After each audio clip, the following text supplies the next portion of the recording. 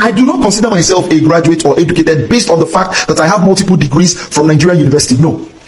Do you know that you indict yourself by ever coming up with the topic that Ghana is small? Hence, why they should not be compared to Nigeria.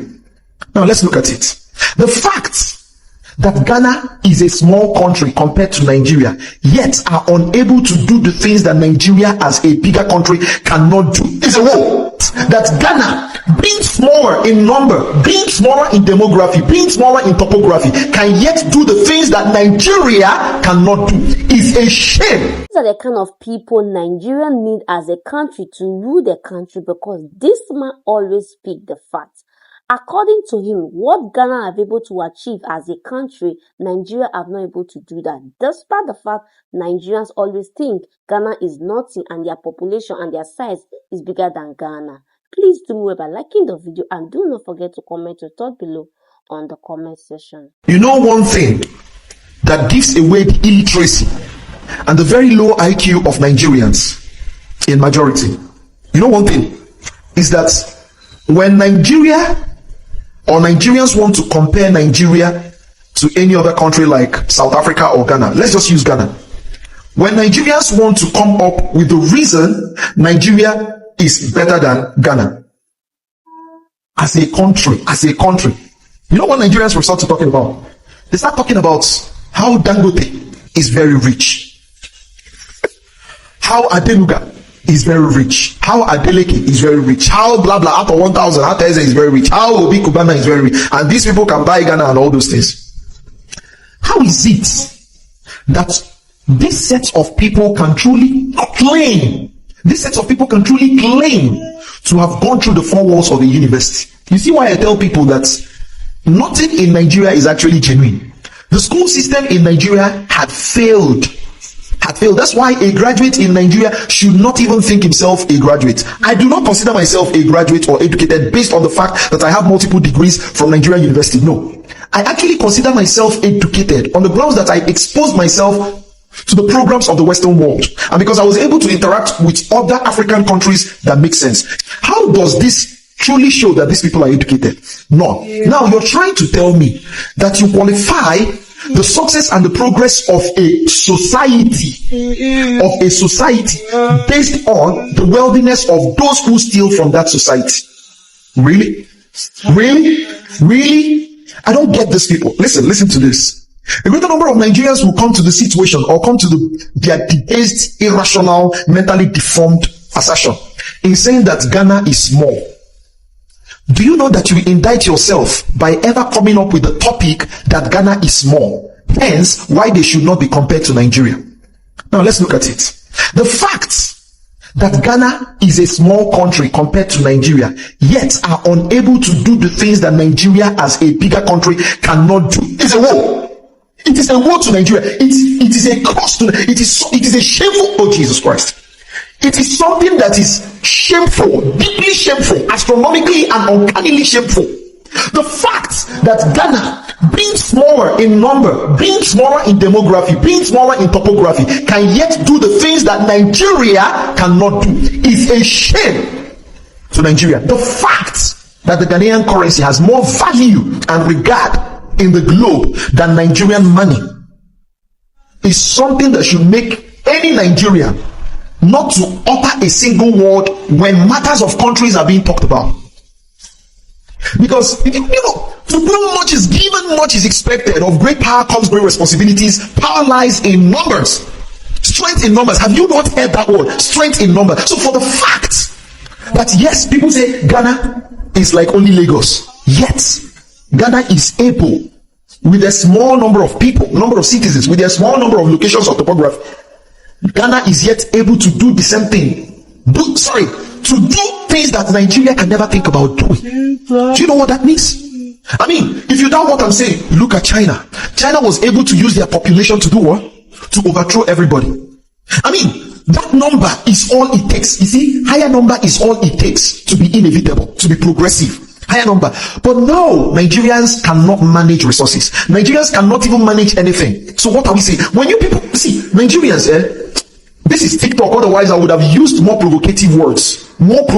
Because this thing is aggravating. It's annoying to hear you people talk. You people are unreasonable, irrational, and useless. Did you know Kwame Nkrumah is the only man in history to be president of 2 countries? Let me tell you the story of how that happened. So in 1958, Guinea was the only French colony to vote for full independence. And its new leader secretary said something powerful. And he made it clear, we have one prime and essential need, our dignity. And there's no dignity without freedom. We prefer poverty and freedom than riches and slavery. Of course, France didn't take that lightly. As soon as the vote passed, they crippled Guinea's economy. They cut off all funding, all basic supplies. They even stripped out light bulbs from government buildings. It was revenge, but it was also a warning to the rest of Africa. This is what happens when you choose independence. So Kwame Nkrumah stepped in, and he sent £10 million to support Guinea. Some disagreed with that move, but for Nkrumah, he couldn't just stand there and watch his fellow African nations suffer. And Ghana being the first black African country to gain independence, he felt a responsibility to support. And he also saw a bigger vision, a bigger picture for the continent. Like he said, freedom for one meant nothing without freedom for all. So now fast forward to 1959, Ghana and Guinea formed a political union, the Ghana-Guinea Union. A few days later at a rally in Conakry, in front of a crowd of 100,000 people, Secretary stood up and announced, Kwame Nkrumah is now president of Guinea. What's funny is Nkrumah didn't speak much French at the time, so he didn't realize he was president until after the ceremony when he read it in the papers. But once he had a chance to take it all in, he accepted it. Not the full presidency, but as co-president alongside secretary. So why did he accept it? They both had a deep respect for each other, not just as leaders, but as brothers who shared the same dream, the same vision. And Nkrumah understood the weight of that moment and how much it could change the future of Africa. So this marked one of the first serious steps towards African unity. And then in 1961, Mali joined the union, forming the Ghana-Guinea-Mali Union. And their aim was clear, to establish one currency, one central bank, one foreign policy, one army, and one government. So then what happened? Everything seemed to be going in the right direction. The truth is, not everyone was ready. A lot of leaders supported the idea in theory, but when it came to actually uniting and giving up control, they weren't ready.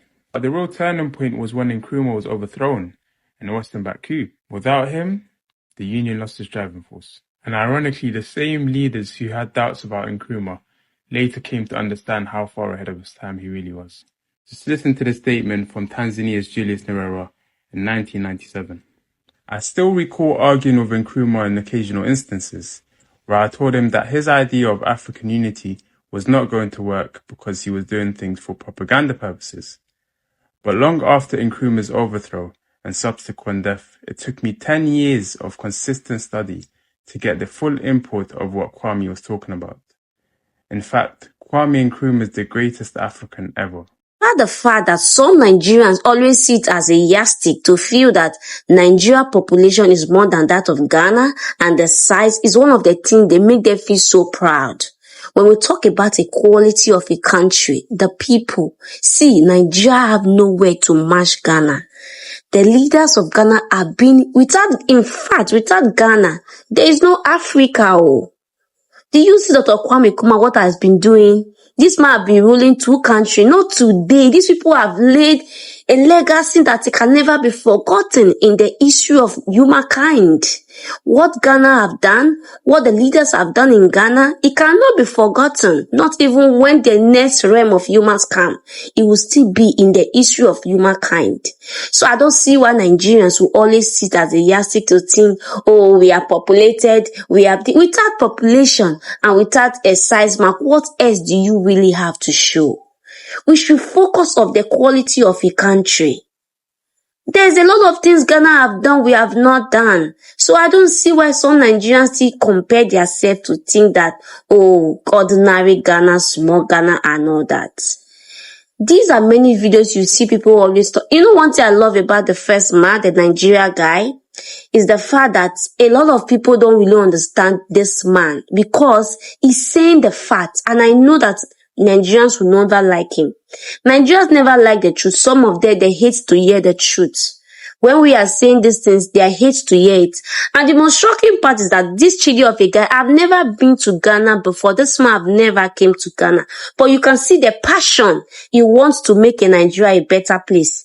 He wants to change the mindset of Nigerians to start thinking right. But some Nigerians will still see it as a yardstick to say that, oh, this man hates Nigeria. There's no way you will hate your country. But when you see the truth, you have to speak up. At this point, do me well by dropping your thoughts on the comment section of what you also think of the video. Okay, and don't forget to share with a friend who would like to watch this video with you. And please, at this point, if you have not liked the video, do me well by also liking the video, and don't forget to hit the subscribe button to join this amazing family. On this channel, we bring you the latest gist of what is going on in Africa at large. I don't know you don't want to miss out on our next amazing feature content, and I will see you in my next one. Bye for now and stay blessed.